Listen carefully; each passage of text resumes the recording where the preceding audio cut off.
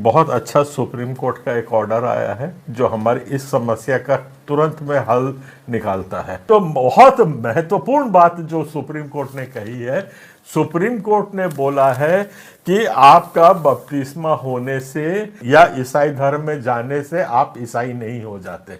ये बहुत बड़ा एक फैसला आया है हमारे लिए, और उसमें उन लोगों ने इंग्लिश में है, थोड़ा सा मैं कन्वर्ट कर करके बताने की कोशिश कर रहा हूं। उसमें उन लोगों ने साफ बताया है, सुप्रीम कोर्ट ने, खाली मात्र बपतिस्मा लेने से कोई ईसाई नहीं होता, पहली बात। और उसने बोला है जब तक आप प्रोफेस नहीं करो, ये आ जाते हैं हम लोग। समस्त को प्रभु जीशु ख्रीष्टर मधुमय नाम मोर आंतरिक नमस्कार। ख्रीष्टर प्रिय भाई एवं भनी माने, आज मु आपण निमंते एक बहुत बड़ गुड न्यूज मुझे आसी। तब से खबरटी कौन? से खबरटी या जे जदि आपण क्या बाप्तिस्म दौरान तेबे कौन से ख्रीस्टान विरोधी से माने कौन सी दाबी करें जे ये धर्म परिवर्तन करोची बोली। आउ जे बाप्तिस्म नौची तापाई मध्य कौन सी खतरा नहीं बा विपद नहीं। आउ ख्रीष्ट विरोधी ताको मध्य कहि परिबेनि जे तो धर्म परिवर्तन करदेलु बोली। एटा होची आमान निमंते एक बहुत बड़ा गुड न्यूज। आउ ये जो खबरटी का पाखर आसी आप जानते? एटा सुप्रीम कोर्ट, एटा जिला कोर्ट नुहे कि हाई कोर्ट नुहे, एटा सुप्रीम कोर्ट निजे यही ऑर्डरटा से देछि, एटा पास करिछि जे वर्तमान एमती किसी भी हो पारिबो नाही। तेणु जदि आपणक भितर कौन सी भय रोचे जे काले धर्म परिवर्तन ना रे मते किए कौन करदेव कि, मते किए जेल रे भर्ती करदेव कि, आपण सेमती वर्तमान कौन से डरिबार कौन से आवश्यक नहीं। कारण वर्तमान गुड न्यूज आसी जाइए। तबे प्रिय बंधुगण आम डायरेक्ट सुनिबा से गुड न्यूज को। मत मु संपूर्ण रूपे एक्सप्लेन करिवे नहीं।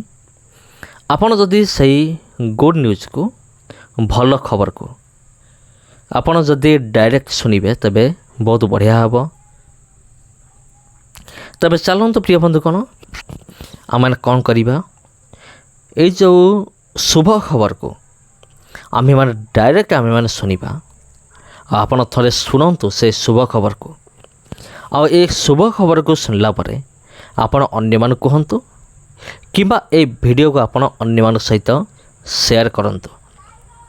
आ जदि आपण चाहूचंती एई भली वीडियो गुड़िक आगामी दिन मानकर पाइबा निमंते तेबे चैनल को वर्तमान ठारू सब्सक्राइब करके आपण रखि थांतु। तबे चलंतु आमे माने आरंभ करिबा। दोस्तों, आप सबको जय मसीह।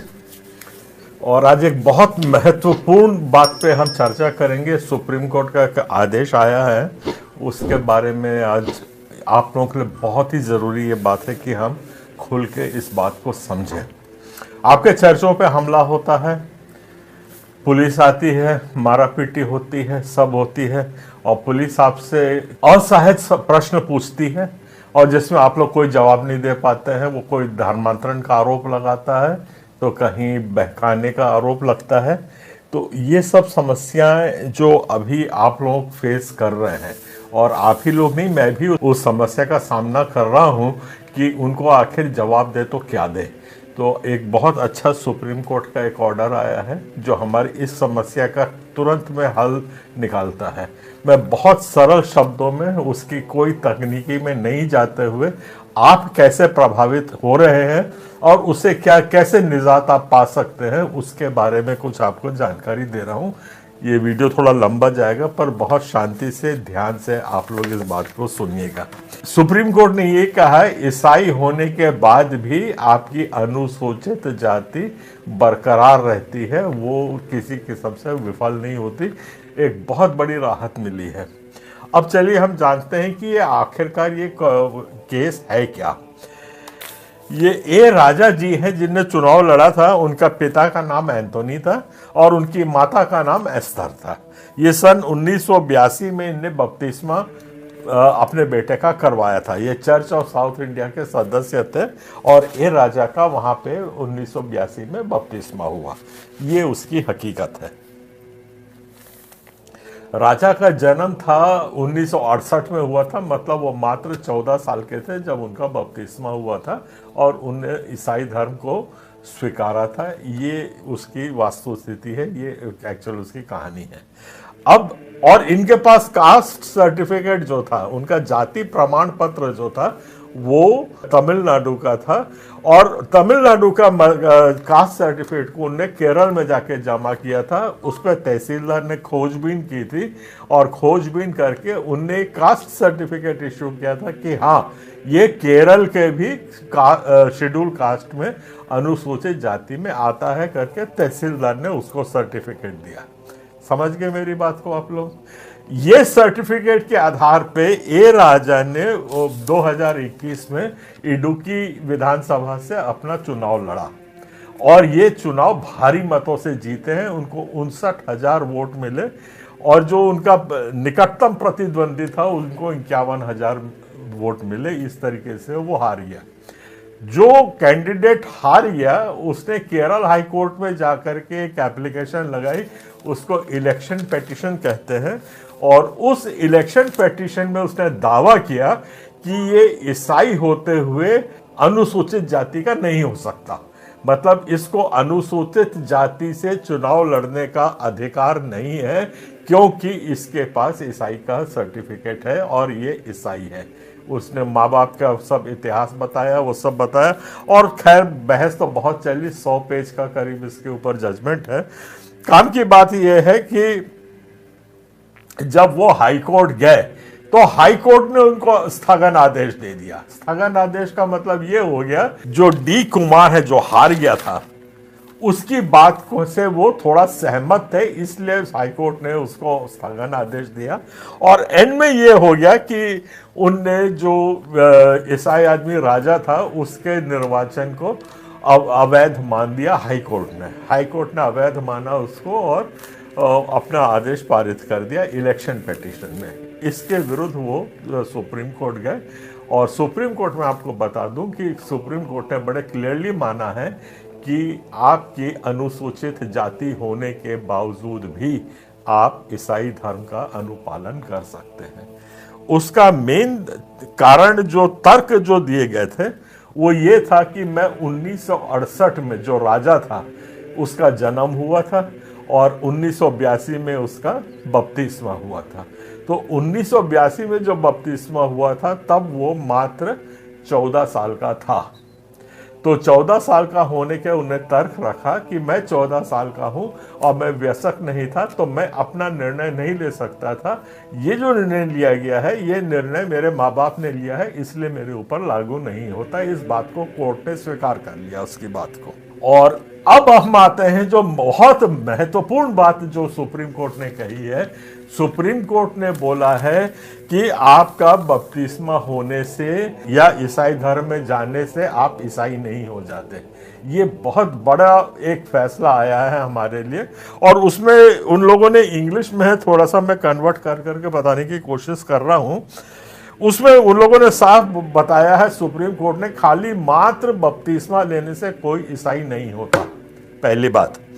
और उससे बोला है जब तक आप प्रोफेस नहीं करो, ये आ जाते हैं हम लोग आर्टिकल 25 में, धर्म स्वतंत्रता अनुच्छेद 25 जो हमें धर्म की धार्मिक स्वतंत्रता देता है, उसके अधीन आप अपने धर्म का प्रोफेस कर सकते हैं।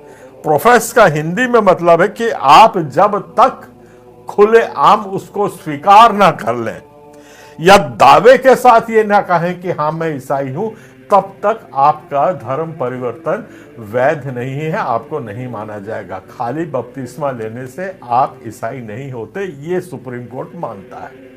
अब सुप्रीम कोर्ट के इस मानने से अगर हमने बपतिस्मा ले भी लिया है तो भी हम ईसाई नहीं हैं, ये तर्क हम लोग आज थाने में, कोर्ट में, सब जगह दे सकते हैं और इस सुप्रीम कोर्ट का हम लोग अपना हवाला दे सकते हैं कि ये ऑर्डर है। और इसी तरीके से उन्होंने ये भी कहा है, सुप्रीम कोर्ट ने जो होल्ड किया है, मैं उसकी बात बता रहा हूं, उसका विश्लेषण है ये कि एक्सप्लिसिट का मतलब जब तक मुखर होके और मुखर हो करके आप प्रकट ना करें अपने आप को, तब तक आपका जो एफिडेविट जो कलेक्टर को दिया है उसकी भी कोई वैधता नहीं होगी। तो कलेक्टर को भी अगर हमने दे दिया है और हम अपना बपतिस्मा भी ले लिए हैं तो भी हम ईसाई नहीं हैं जब तक हम खुले आम अपनी घोषणा करके ये नहीं स्वीकारते हैं, जिसको प्रोफेस कहा गया है कि हाँ मैंने अपना धर्म परिवर्तन कर लिया है, इसलिए आपके ऊपर कोई भी धर्म परिवर्तन की धाराएं नहीं लग सकती हैं।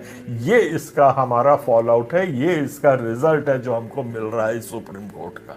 और इसमें और आगे इन लोगों ने विश्लेषण किया है और विश्लेषण करके सुप्रीम कोर्ट ने बताया है कि मैं हिंदू जन्म लेकर के